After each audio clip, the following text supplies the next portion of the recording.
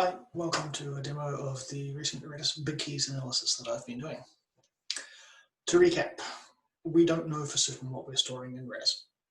We can reason from the code, and as much as you can reason anything about a large Ruby on Rails code base, but there could be bugs. We could just be misunderstanding the full practicalities of what it looks like when we run certain code at gitlab.com scale. There is no substitute for actually looking at the data as stored. So we thought we could start by finding the biggest things and to see if anything stands out. The Redis CLI tool, part of the Redis distribution, has a BigKeys and a memkeys option on the command line. They scan through the key space. They look at each key. They find the biggest key of each type. The runtime is in the order of the number of keys. It's pretty efficient. BigKeys shows the size of the keys in terms of their number of entries. So for strings, that's bytes, but for complex items like lists and hashes and members, it's items for lists, fields for hashes, and members for sets. Memkeys shows the same information except in memory usage, so the biggest list by memory usage. We were not 100% sure that these would be the same thing. So that the biggest list by keys would be the biggest list by bytes. Maybe the list, we had a list with 10,000 entries, which would be the biggest by keys, but they were all small, and then we could have another list with 4 entries that were all huge, which was the biggest by memory. Turns out that so far, the biggest keys by elements are the biggest keys by bytes. This is not an invariant though. It could change as we eliminate some of our outliers. Maybe we'll find something else interesting. It's worth noting a couple of things. This mode of Redis CLI is not particularly special. It's just using the Redis protocol to scan the key space. Use a scan, literally this Redis scan command, queries the keys for type and size and does the analysis. So we could plausibly write our own tool to do the same or something slightly different. Perhaps if we want to do some more in-detail analysis, top 10, something else. It's not impossible. There's nothing special about it. It's also worth noting that it is just a scan, so it takes a wee while to run through, and it may miss keys that are added or removed quickly during the run, and the keys reported may be gone by the time it finishes. It's a best effort, but it is actually good enough for this purpose, as we will see. So I will show you a little Redis VM that is running on my machine here. I will share the screen. There we go.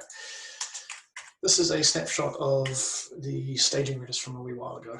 There's nothing sensitive in this output here. If I run Redis CLI with --BigKeys, it scans through a bunch of status information as it goes. And then the interesting thing is the summary, where we see that it scanned 313,000 keys. It found the biggest list was this list key with 8,867 entries, biggest hash, biggest string, biggest set, and then there's a little bit of summary at the end, which is not quite so useful. And memkeys does exactly the same thing. It's a shame you can't actually run them in the same operation, but that's life. And again, interestingly, the same keys.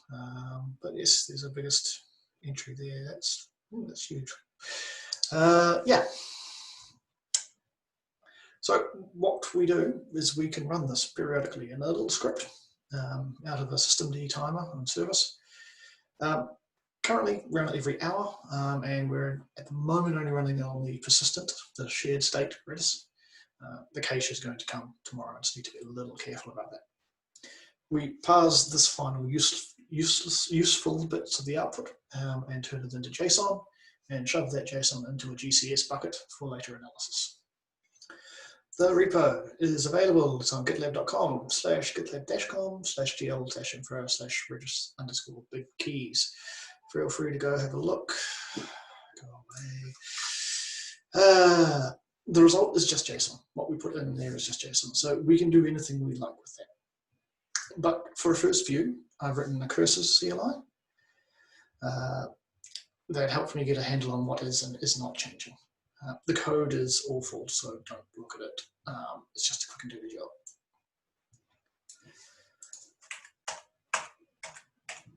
It's possible to run it with a -b option. So this will point directly to a GCS bucket. So if you've got your GS Util, GS Cloud, gCloud credentials set up, so that you can run those things on your laptop. You could run it from there.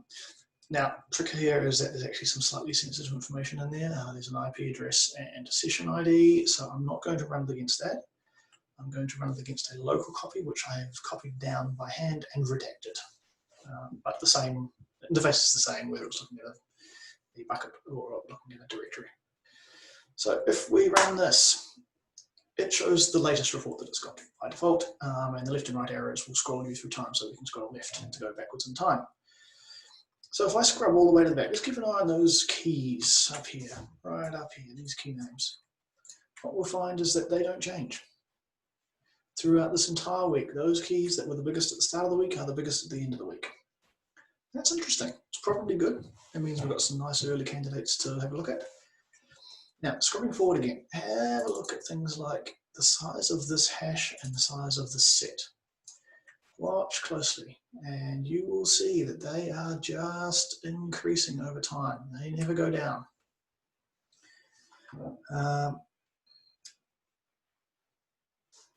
Also, what on earth is going on here with 105k fields and dependency list usage counter? I have opened issues for both of those two cases there. We have 219.071 for the session IP and 219.334 for dependency list usage counter. Feel free to go have a look at those if you want. Job weight is interesting. It's static the whole time. So it's interesting that the static ones are as interesting as the ones that are changing. What would be not interesting is ones that sort of come and go. And if we get to a point where the keys are changing all the time, and the biggest ones are coming and going, and the sizes are up and down, yeah, that's sort of a steady state. These are all outliers. This job weighted one that's sitting there with the same number of items the whole time, something's stuck there. I would argue the same thing is happening with the session. I know I've obviously redacted that, but that was actually the same session ID throughout the entire time. So that one session is there and it's big. That seems a bit big for me, my liking. Maybe there's something we're stuffing in there that we shouldn't be stuffing in there. And the seed set is actually just an artifact. Sidekick used to be pointing at this Redis and isn't anymore. And we never cleaned that out when we finished. The dead queue, or dead letter queue, never got cleaned out. So once I delete that, there will be 40 remaining Z sets, but looks like they're all tiny compared to that one now. So probably not interesting once we get rid of that one. One other interesting thing is if you look at the size of the Z set, it changes between two different values. So that suggests that something is still writing to it, although I can't quite figure out why that would be the case. And it's possible that there's some indeterminism in the calculations of the memory usage. These totals down the bottom, not actually as interesting as you might think initially. They do give you an idea of where most of the storage is, and the thing it's mostly in strings, half as much in sets, and then sort of about a third again in lists, and the others are tiny. We will graph these eventually in Prometheus, and that will make life really interesting. We will basically start nibbling away at these items, these keys. We'll work on the outliers one by one. And as we get rid of them, we'll reveal more. And we will get to a point where we've revealed everything that's interesting and we're down into the weeds and it doesn't matter anymore. I think it's interesting that something appears to be wrong with every single one of these. There's something worth at least looking at. That's good. That's exactly what we were hoping to find. I'm surprised that we find something just wrong with everything. It also already suggests some interesting avenues for aggregation. So I am very interested in knowing what the distribution of our sizes of sessions are. Whether we've just got some big outliers, or whether there's a whole bunch of outliers, whether there's something too much in there, we can work through with that. Once we get rid of some of these other outliers and these other keys, it might be interesting to see what else we find. I'm hoping there will be some other key prefixes which are going to be interesting for aggregation. We'll find out. It might be worth writing a different scanner that captures the top 10 entries for each data type.